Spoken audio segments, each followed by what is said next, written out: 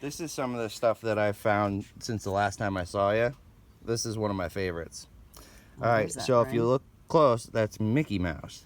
Oh, yeah. But that's the original Mickey Mouse, not the one that we have nowadays. Yeah. So that goes back to the 1930s, you know, right around pre-war time, you know. But it's just a little kid's ring, a little brass ring. But I mean, I started cleaning it up, and I knew there was something on it, and then and Mickey Mouse popped out, and that's awesome. You know, you don't find stuff like that. Tell us about this real quick. So this guy here, this is actually a horse hoof rasp. You know, this is what they used to do to file the horse hoofs back before they chew them. And I found that was obviously a very good signal. Oh, obviously, loud and proud, right? So this right here is Charles Lindbergh. Nope, this isn't the one you're thinking of. Okay. This is Charles Lindbergh on here. This here is advertising token. When he did the flight around the world, they sold these to actually fund the flight. So he was going to take a flight fully around the world, and he was the first one to do a nonstop flight fully around the world. Not nonstop, but like, yeah. Just kept going. That's and awesome. It says Lindbergh on the back. It has this plane, the name of the plane, and it has a horseshoe and a shield and clover, 4-leaf clover. So it's a lucky coin. Awesome. And sure is. That and that were all at that farm that we did, the 1700s farm. The one you and I were at. Yep. This also. That too. You got that is a silver thimble, yep. Isn't it? And it's actually got fire damage. On the back, you can see it's melted. Yeah. But on the front, it's got, you know, all the fancy on it. You know, and it says Sterling right on it. Actually, that's beautiful. It's hard to see, but right down here along that, it says Sterling. Oh, yes.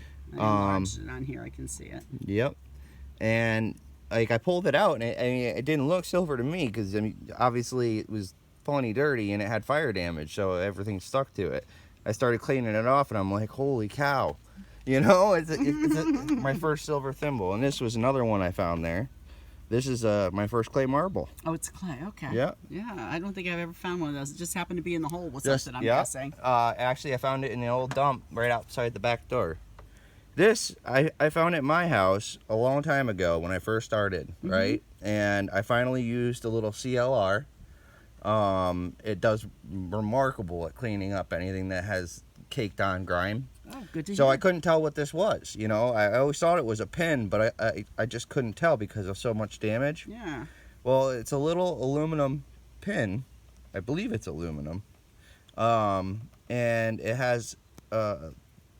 the world there, the globe, and it has wings on it, and then down here there's the American flag, and there's stars all around it, and it says "In God We Trust" on it.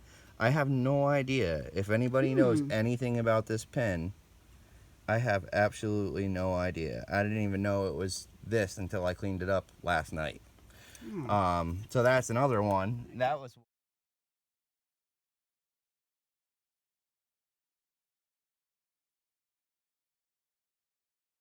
And we're back. This was another one at that 1700s farm. Junior, that's funny. I got a junior police badge too. Mine looks a little different on a curb strip. This is nice, and I mean it's lead, and you can see the pin mechanism on the back still.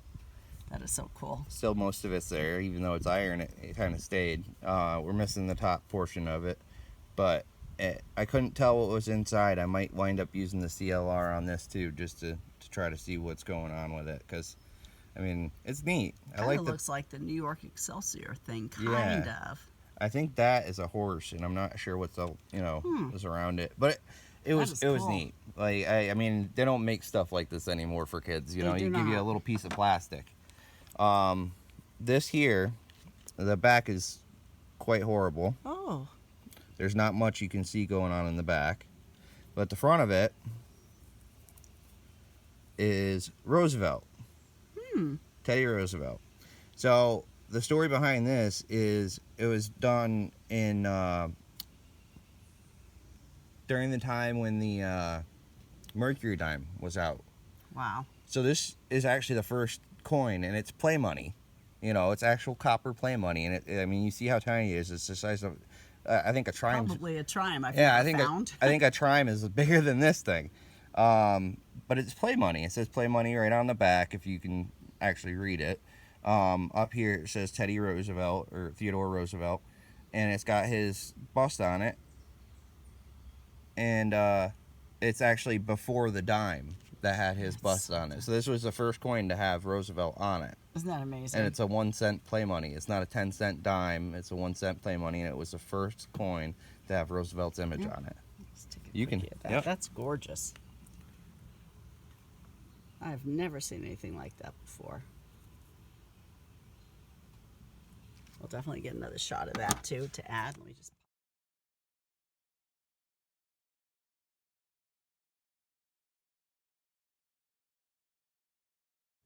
Ooh, there it is. So this is it.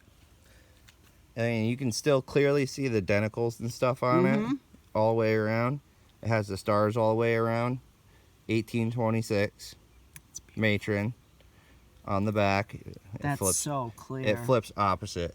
So when I found this actually down at the river here, it was sitting this side up, and I let the kid that was with me, he was from the city, from Long Island, Manhattan area, and he was up there, and or down there rather, he came up specifically to hunt. So I was marking everything with an X and letting him dig it, you know. And I finally get to the end where we're about to turn around, and I'm like, well, heck, he's gotten a beautiful buttons, he's gotten all this nice stuff, a little tiny kid's shoe buckle, you know, with the tongue and shape still attached, and I'm setting my hand. Get you on camera if you're okay with that. Yeah, absolutely. Okay.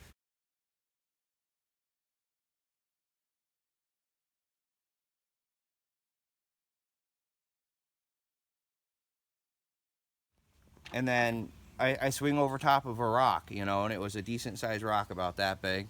And I swing over top of it, and all of a sudden there's a crisp, clear, like 88, 89, beautiful signal. And I'm like, this is a clad quarter, you know. So that wasn't on your Knox. It was a different machine. Yep, that was on the AT Pro. Okay. And I'm sitting there swinging it, and I mean, it's crisp and clear, and I'm like, there's no way. This has got to be, you know, a clad quarter. It's like right on a riverbank. And it sounded like it was right on the surface. So I flip over the rock, and that's what was staring at me, was that 1 cent, like just perfect, sitting underneath the rock. And it was just staring at me, and I was in disbelief. Like, I just looked at the thing, and I was like, there's no way I just did that. And I flip it over, and it's 1826, and it's the same year as that Mexican real that I found in my yard. The exact same. And like, my two best coins are both 1826, so that is amazing. I need to go back in time a little bit, and they flip weird. It flips opposite. That's so cool. But the wreath is all there. It's beautiful. That's great. For my first large cent, that especially Perfect, my first too. U.S. large cent. But Perfect. that was awesome. All right, we're gonna head on out and see what we can find. Okay, now we're good. Oh my gosh, that's gorgeous. So this right here is a sterling silver. It looks like a brush handle to me. That's what I was thinking. And it's not solid. I mean, it was blown up here. You can see the seam and stuff. And this is a brass makeup compact, you know, and it still has the mirror ring in it. They used to put their little powder in there, and then the best part for me was the sugar tongs. Look at that. Sugar tongs, and then it says Park in Tilford, New York. Did you look it up and date it? I did not. That's awesome. But I mean, they used that is so cool. They used sugar cubes for quite a while. Yeah. You know, so that's flat now.